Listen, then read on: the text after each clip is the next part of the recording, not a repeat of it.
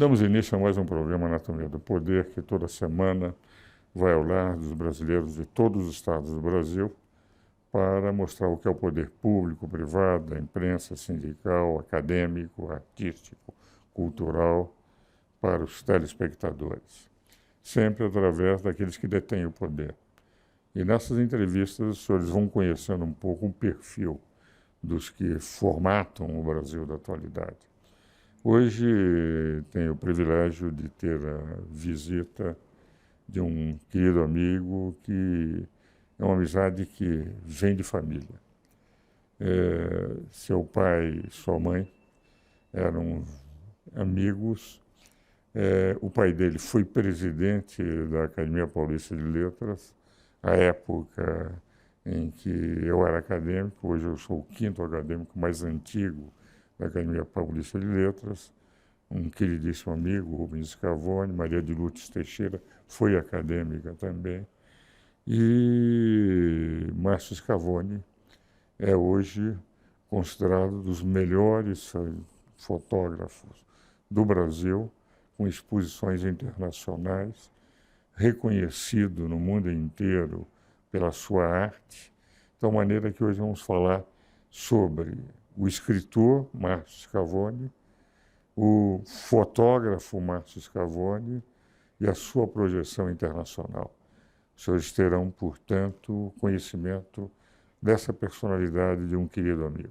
Meu querido Márcio, um prazer tê-lo aqui. Obrigado pelo convite, é um grande prazer. E gostaria de que você conversasse um pouco com o nosso telespectador, contando por que você foi para a fotografia. Seus pais tinham vocação literária, claro, você as mantém, e todos os seus livros de fotografias, os seus textos, são textos com uma densidade poética muito grande, lírica. Você explica as suas fotografias, elas falam por si só, mas as suas palavras auxiliam a entender tudo que levou àquele momento. Então, eu queria que você contasse um pouco da sua carreira para o nosso telespectador. É muito bonito o que você falou. Eu até, uma vez eu escrevi que eu fotografo quando eu não consigo escrever, né? E eu escrevo quando é impossível fotografar. Eu acho que tem uma pegada, sabe? Já me disseram também que às vezes eu começo um texto para explicar o projeto que eu vou fotografar, que é um pouco na contramão, né, do que o fotógrafo deveria fazer, ou não. A verdade é que fico muito lisonjeado com você elogiar o meu texto, mas é claro que eu me considero um fotógrafo, né, mas que escreve. Eu estou preparando um livro que diz muito dessa origem que você falou. Depois a gente pode, inclusive, fazer uma vinheta desse livro e mostrar no programa, que infelizmente ele não está aqui, mas vai ser lançado agora em dezembro, que se chama Copo de Luz. O que é isso? Meu pai, que foi um fotógrafo modernista, o Rubens, me fotografava muito quando eu era criança. E eu fico pensando muito nisso, sobre a palavra-chave para mim, que é a pose, né? Que é tão, assim, violentada essa palavra. Essa fotografia é posada. E eu falo, e daí? Tudo é uma pose. Eu olho você aqui, tem um retrato, né? Não importa se você mandou a pessoa ficar nessa posição, né? Ou se ela está nessa posição. Eu digo mais ainda, quando eu vou fazer um retrato, eu lembro que eu fui fazer o retrato do Fernando Henrique, em Brasília, para a capa de uma revista. E a gente tem como estética, e depois vou explicar também, tem um outro motivo, de você pedir para a pessoa ficar ligeiramente de lado no retrato, né? Que é uma coisa, se você olhar a história da arte, é uma coisa que existe, né? Depois eu fiquei pensando nessa imagem. Quando aqueles duelos do século XIX, a pessoa, para diminuir o tamanho do alvo, ficava de lado, não ficava? É a mesma coisa. Por quê? Porque o fotógrafo de retrato, assim, um dos deveres, uma das obrigações do fotógrafo de retrato é mostrar o que o retratado quer esconder. Aliás, é interessante. Esse livro que eu queria... Da Academia. A Academia Paulista de Letras, quando comemorou 100 anos, nós resolvemos fazer uma edição. Eu já não era presidente da Academia, era o José Renato Nalini, uma edição, e escolhemos o nosso Márcio Scavone para fotografar cada um dos 40 acadêmicos. E o dado interessante é que o Márcio levou tempo, e ele queria pegar a personalidade de cada um dos acadêmicos. Sim.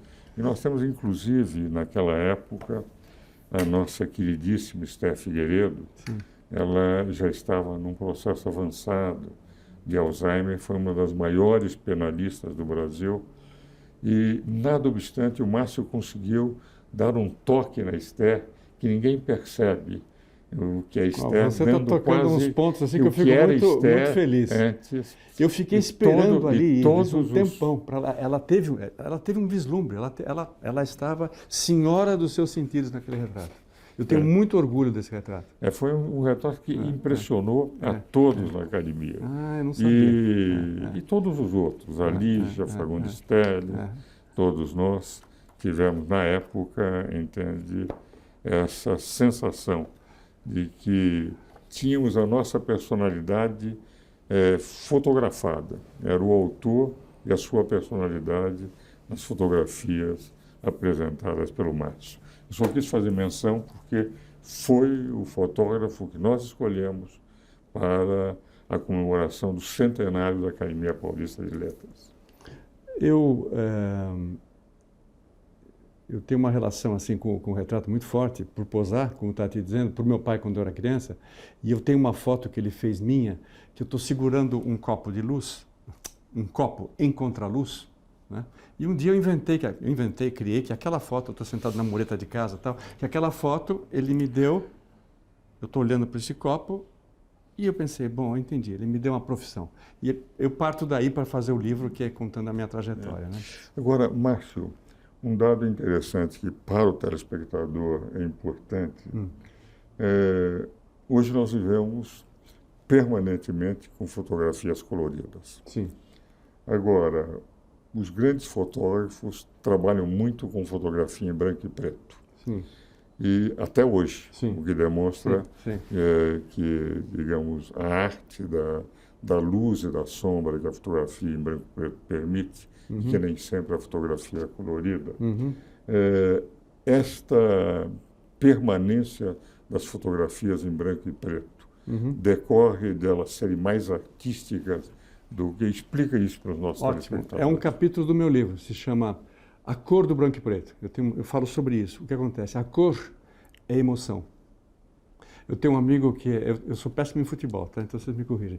Grêmio Internacional. O vermelho é o... Internacional, obrigado. Ele não deixa ninguém entrar na casa dele de vermelho, esse meu amigo. Ele é fanático, né, gremista. Muito bem. Veja como a cor influencia no cérebro de uma pessoa inteligente e culta de uma forma assim absurda. Então, quando você faz uma fotografia, cor, você está lidando com a emoção, com o gosto pessoal muito mais do que o branco e preto. O branco e preto, ele, por definição, você consegue a forma, né? Você consegue falar da forma. Olha o Inácio aqui. Ó.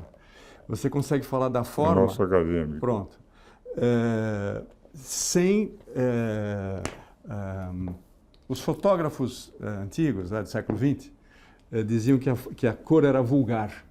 Usavam essa palavra. Né? Então, essa vulgaridade, entre aspas, é justamente...